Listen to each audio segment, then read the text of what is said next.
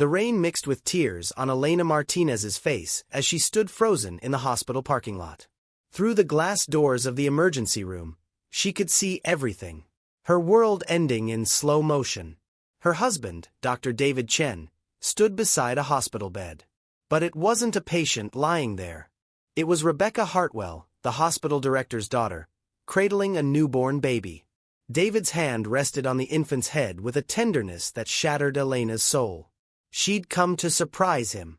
He'd been working so many overnight shifts lately, and she wanted to bring him his favorite meal, to tell him the news she'd been holding like a precious secret.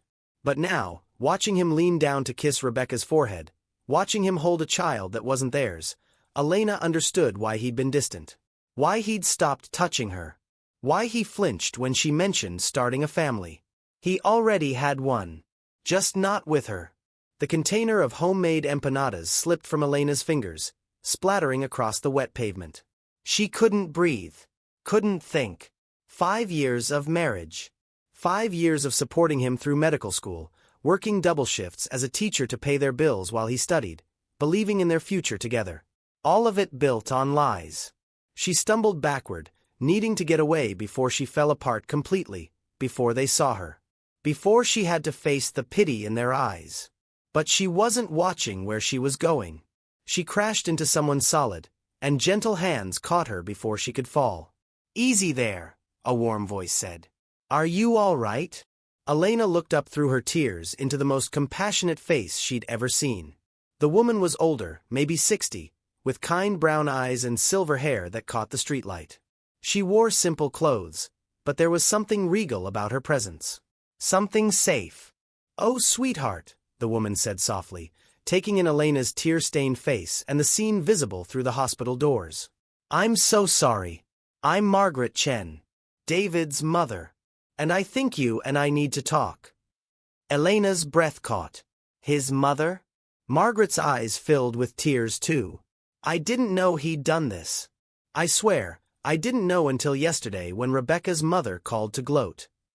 Her voice cracked. "My son has become someone I don't recognize, and I am so sorry for what he's done to you." Before we find out what happens next, don't forget to like this video. If you're new here, subscribe because we share emotional stories like this every day. Hit that notification bell because Elena's journey is just beginning, and trust me, you need to see where this goes. Now let's continue with Elena's story. 6 months earlier, Elena had married David Chen believing in fairy tales. They'd met in college. She was studying education, he was pre-med, and they'd bonded over late-night study sessions and dreams of making the world better. He was going to heal people. She was going to shape young minds. Together, they'd build something beautiful. "I'm going to give you everything," David had promised on their wedding day. "A home, a family, a life full of love." But promises are easy to make and even easier to break. The first year was hard but happy. They lived in a tiny apartment, surviving on her teacher's salary while he finished medical school. She didn't mind the struggle. She was investing in their future. The second year, he started his residency. The hours were brutal. Sometimes she wouldn't see him for days. But she understood.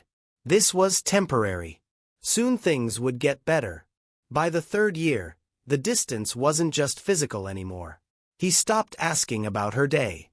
Stopped noticing when she got a promotion. Stopped touching her with any real feeling. "I'm just tired," he'd say. "Residency is exhausting." She believed him. She always believed him. In year 4, she started noticing things. Perfume that wasn't hers. Text messages he'd hide. A woman's name that came up too often. Rebecca. "She's the director's daughter," David explained. "We have to work together. It's professional." Elena wanted to trust him. She was his wife. Wasn't trust the foundation of everything? But then she missed her period. The pregnancy test showed 2 pink lines, and Elena's heart exploded with joy. This was it. This was what would bring them back together. A baby. Their baby. The family they'd always dreamed about. She'd planned to tell him tonight, to surprise him at the hospital with his favorite food and the news that would change everything. Instead, she discovered he'd already started a family. Just not with her. Now, standing in the rain with Margaret Chen looking at her with such devastating kindness, Elena felt the last piece of her heart crack apart. "How long?" Elena whispered. "How long has this been going on?" Margaret's face crumpled. "From what I understand, about 2 years. The baby is 3 days old. Rebecca's mother called me to arrange a family meeting to discuss David divorcing you and marrying Rebecca properly." 2 years. He'd been cheating for 2 years while Elena sacrificed everything for him. "I have to go," Elena said, pulling away. She couldn't do this. Couldn't stand here and listen to how thoroughly she'd been betrayed. "Wait," Margaret caught her hand. "Please. I know you don't know me, but I need you to understand something. My husband left me when David was 5 years old.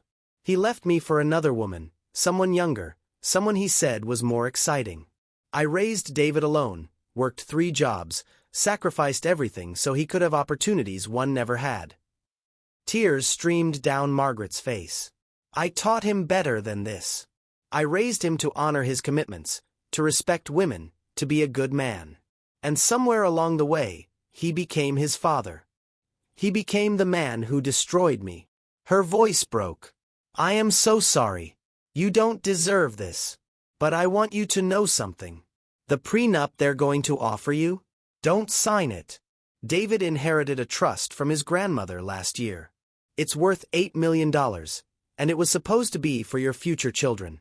But if you divorce now, before the baby is officially his, you're entitled to half of everything." Elena stared at her. "Why are you telling me this?" "Because you deserve better. Because I see you the way I see myself 30 years ago, broken and betrayed, thinking you have nothing left." Margaret squeezed her hands. "But you have power, Elena. You have worth. And I'm going to help you take back everything he stole from you." "I don't want his money," Elena whispered. "Maybe not. But you've earned it. 5 years of supporting him, of sacrificing your dreams for his career. That money belongs to you." Margaret's expression hardened. "And there's someone you should meet. My brother, James. He's been trying to reconnect with me for years, but I kept him away because David didn't approve. James is one of the best divorce attorneys in the state. He'll make sure you walk away with everything you deserve." Elena looked back through the hospital doors. David was laughing now, looking down at the baby with such joy, such love. A love he'd never shown for her. And suddenly, Elena felt something shift inside her. The pain was still there, sharp and terrible. But beneath it, something else was growing. Not hatred. Not even anger. Determination. She'd spent 5 years making herself smaller for a man who'd never valued her. 5 years putting his dreams before her own. 5 years believing that love meant sacrifice and patience and endless forgiveness. But love wasn't supposed to destroy you. Real love wasn't supposed to leave you standing in the rain, pregnant and alone, watching your husband build a life with someone else. "Okay," Elena said, her voice steady despite her tears. "I want to meet James." Margaret's face flooded with relief.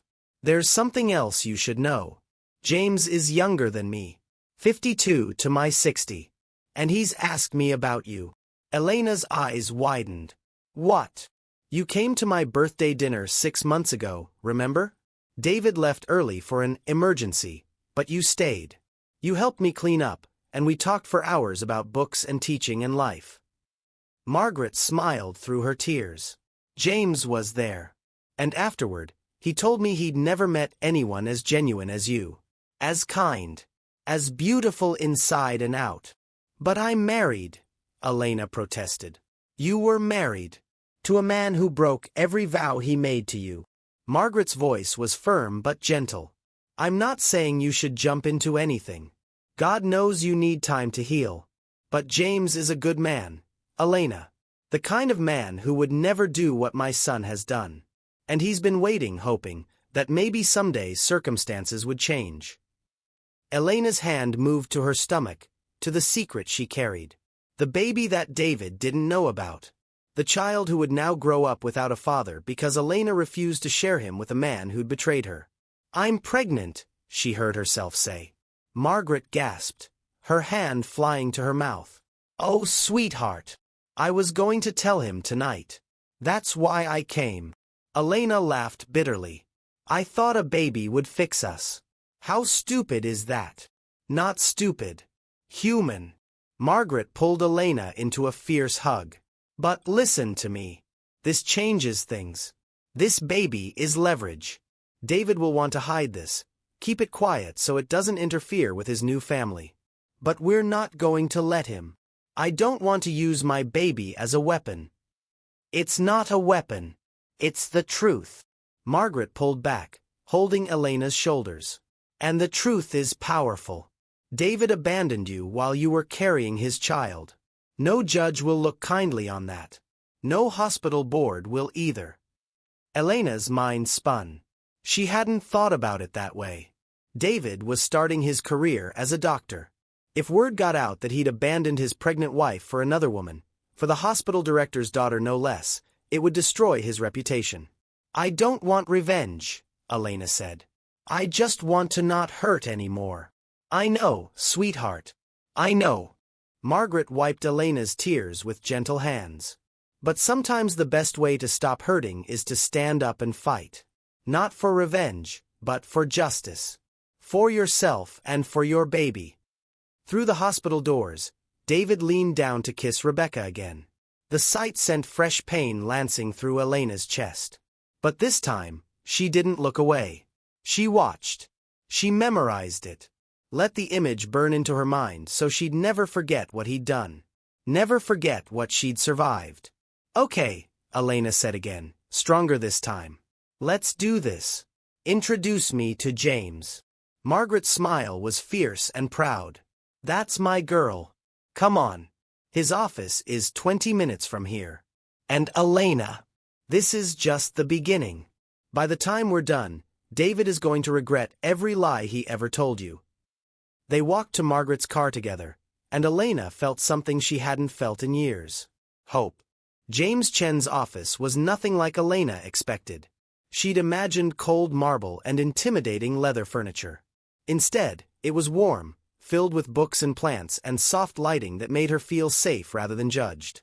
James himself was even more unexpected. He was handsome in a quiet way, with salt and pepper hair, intelligent gray eyes behind stylish glasses, and a gentle smile that reached all the way to those eyes. He stood when they entered, and Elena saw genuine concern on his face. Elena, he said softly, I've heard so much about you. I'm so sorry for what you're going through. His voice was kind, warm, nothing like the cold, clinical tone she'd expected from a divorce attorney. Margaret squeezed Elena's hand. I'll give you two some privacy. James, take care of her. Always, he promised. When Margaret left, James gestured to a comfortable couch rather than the formal desk. He sat across from Elena, keeping respectful distance, and waited for her to speak first. Your sister told me you're good at your job, Elena began. I am, he said simply. No false modesty. Just quiet confidence. But more importantly, I'm good at seeing people. Really seeing them. And I see someone who's been hurt deeply but hasn't broken. That takes remarkable strength. Tears welled in Elena's eyes again. I don't feel strong. I feel destroyed. Being destroyed and being broken are different things, James said gently. Destroyed means something was torn apart. But the pieces are still there. Still valuable. They can be rebuilt into something even stronger than before. How long will the divorce take? That depends on how much David wants to fight. But given the circumstances, given that he's already with someone else and has a child with her, I'd say we can move quickly. Especially if we have leverage. Elena took a deep breath. I'm pregnant. James went very still. Then his expression softened with such compassion that Elena started crying again. How far along? 7 weeks. I found out 3 days ago. I was going to tell him tonight. And he has no idea. No one knows except your sister. And now you. James leaned forward, his eyes intense but kind. Elena, listen to me carefully. This is your choice. Your body, your baby, your decision. Whatever you choose, I will support you completely. But if you decide to keep this baby, we need to document everything. Every moment David is with Rebecca and her child instead of with you. Every lie he's told. Every penny he's spent on them that should have been spent on his marriage. I want to keep the baby, Elena said without hesitation. This baby is mine. Not his. Mine. And I'm going to love this child enough for two parents. Then we fight, James said firmly. We fight for everything you deserve. And Elena, you deserve the world. The way he said it, like he truly believed it, made something flutter in Elena's broken heart. 3 months later. The divorce proceedings were brutal. David fought everything, refusing to admit to the affair, claiming the baby might not be his, trying to paint Elena as unstable and vengeful. But James was better. He had evidence. Photos of David and Rebecca together. Financial records showing he'd been paying for her apartment. Text messages that made the affair undeniable. And he had something else. Margaret Chen, willing to testify against her own son. I love my son, Margaret said on the stand, tears streaming down her face. But I love the truth more. And the truth is that he abandoned his wife, his vows, and his integrity for another woman. My granddaughter deserves better than a father who treats women as disposable. The judge had not been kind to David. Elena was awarded half of everything. The house they'd bought together. The trust fund. Spousal support that would last until the baby turned 18. And full custody of the child, with David required to pay child support whether he wanted involvement or not. He'd lost his position at the hospital too. When the board discovered he'd been having an affair with the director's daughter while married, they'd quietly asked him to resign. Ethics violation. Bad publicity. He landed at a smaller hospital across the state, his promising career derailed. Rebecca had left him 3 weeks after the scandal broke. Apparently, she'd been more interested in a successful doctor than a disgraced one. David was alone now. And Elena was free. Throughout it all, James had been there. Not just as her attorney, but as a friend. He checked on her constantly, brought her food when she was too sick with morning nausea to cook, drove her to prenatal appointments when she had no one else. You don't have to do this, Elena told him after one appointment. The divorce is final. You're not my lawyer anymore. I know, James said simply. But I'd like to be your friend. If you'll let me. Why? Elena asked. Why are you being so kind to me? James was quiet for a long moment. Then he said, Do you remember my sister's birthday party? 6 months ago. Yes. You stayed and helped clean up after David left. And we talked. You told me about your students, about how you create lesson plans that reach kids who've been written off by everyone else. You told me about a boy named Marcus who couldn't read at 12, and how you spent a year working with him after school for free, and now he's reading at grade level. Elena remembered. That was just my job. No, James said firmly. That was who you are. You see people others overlook. You give without expecting anything in return. You have this incredible light inside you, and you share it so generously. He took a breath. I've been divorced for 8 years, Elena. I dated, but never found anyone who made me feel what I felt in that one conversation with you. Hope. Excitement. The possibility that maybe love wasn't dead for me after all. Elena's heart hammered. James. I'm not asking for anything, he said quickly. You've been through hell. You need time to heal. I just wanted you to know that when you're ready, if you're ever ready, I'd like the chance to show you what love should actually look like. Patient. Supportive. Faithful. His voice softened. Real. Elena looked at this man who'd fought for her, protected her, seen her at her absolute worst and never wavered.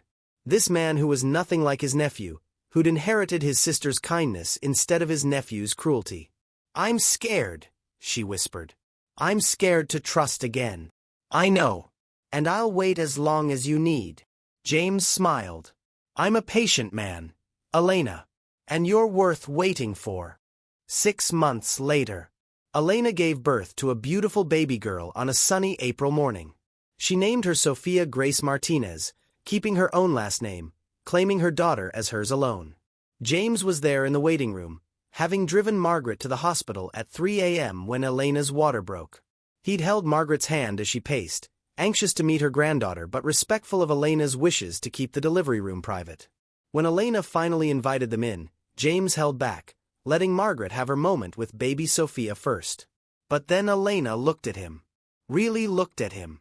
This man who'd spent 9 months showing up for her, asking nothing in return, just being present and kind and steady. "James," she said softly, "do you want to hold her?" His eyes went wide. "Are you sure?" "I'm sure." He approached carefully, reverently, and when Elena placed Sophia in his arms, something shifted in the room. He looked down at the baby with such tenderness, such awe, and Sophia opened her tiny eyes and seemed to look right at him. "Hello, beautiful girl," James whispered. "Your mama is the strongest person I've ever met. You're very lucky." Elena started crying. But this time, they were happy tears. "James," she said, and he looked up at her. "I'm ready. If you still want to try." His smile could have lit the whole world. "Are you asking me on a date, Elena Martinez?" "I'm asking you for a chance," she said. "A chance to build something real. Something honest. Something that might actually last." "Then yes," James said, still cradling Sophia. "Yes to everything. Yes to time. Yes to patience. Yes to building something beautiful together." Margaret was crying too, smiling through her tears. "About time, you two." 1 year later. Elena stood in the doorway of her new home, watching James play with Sophia in the backyard. Her daughter was walking now, toddling around with determination, and James followed her carefully, ready to catch her if she fell but letting her explore. They'd been dating for a year. Taking it slow. Building trust brick by brick. James had never pushed, never demanded, just shown up consistently with love and patience and respect. Last month, he'd proposed. Nothing flashy. Just the two of them and Sophia, sitting on a blanket in the park, watching the sunset. "I know you've been hurt," he'd said. "I know trust is hard. But Elena, I love you. I love Sophia. I want to build a life with you both, at whatever pace you need. So I'm asking, will you marry me? Someday. When you're ready." She'd said yes through tears. The wedding was planned for next spring. Small, intimate, just family and close friends. Margaret was ecstatic, already planning every detail with Elena's mother, the two women bonding over their shared love for Elena and Sophia. David had tried to reach out twice. Once to apologize, though the apology was really just excuses and blame-shifting. Once to ask if he could be part of Sophia's life, now that he was alone and regretful. Elena had said no both times. "You had your chance," she told him. "You had a wife who loved you, a future that could have been beautiful, and you threw it away. Sophia deserves better than a father who shows up only when it's convenient." She'd blocked his number after that. Let him live with his choices. As for Elena, she was thriving. She'd been promoted to assistant principal at her school. Her students loved her. Her daughter was healthy and happy. And she was marrying a man who saw her, truly saw her, and loved everything he found. Sometimes at night, James would hold her and say, "Thank you for giving me a chance." And Elena would smile and say, "Thank you for showing me what real love looks like." Looking back now, Elena could see that the worst day of her life had actually been a gift. A painful, devastating gift, but a gift nonetheless. It had freed her from a marriage built on lies. It had shown her what she was really made of. And it had led her to this, a home full of love, a daughter who was her whole world, and a man who cherished them both. David had taken so much from her. But in the end, he'd given her something too. He'd given her the chance to rebuild her life into something stronger, something truer, something infinitely more beautiful than what she'd lost. And for that, she was almost grateful. What do you think? Should Elena forgive David or keep him out of Sophia's life? Let me know in the comments. And if you're not already subscribed, hit that button now because we share emotional stories like this every single day.